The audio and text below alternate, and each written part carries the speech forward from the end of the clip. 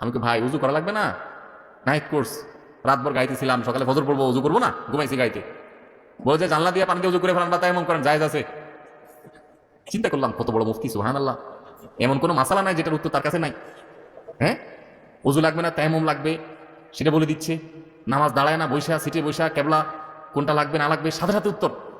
বাপরে বাপ, তো অনেক বড় মুফতি। চিন্তা করলাম, আল্লাহ এই মুফতির হাত থেকে তুমি আমার রক্ষা করো মাবুদ। নামাজের টাইম চলে যাচ্ছে, এদিকে মুফতির ফতোয়া থামতেছে না। আমি আবার ছোট মানুষ, মাদ্রাসায় পড়ি, খুব টেনশনে পড়ে গেছি, আল্লাহ কি একটা বিপদ, কি করি কি করি।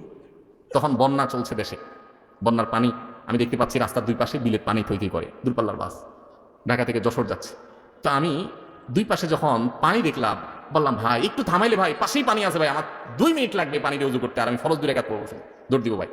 কোথায় কি আর কথা শুনে, আরে ভাই বেশি পেন করে না, বসেন আপনি, এমনি ফেরিঘাটে জ্যামে দেরি হয়, আবার আপনি এখানে কাহিনী করতে আসছেন, দাঁড়াবেন আসে। আমি আল্লাহ আমার ফজর নামাজ নষ্ট হয়ে যাবে আজকে, খুব মনে মনে ইস্তেগফার করতেছি, কি করবো। একটু পরে দিকে হঠাৎ করে গায়ে থামছে, আমি বললাম কি ভাই কোনো সমস্যা? বসেন বসেন, সিটি বসেন, সামনে একটু অসুবিধা হয়েছে।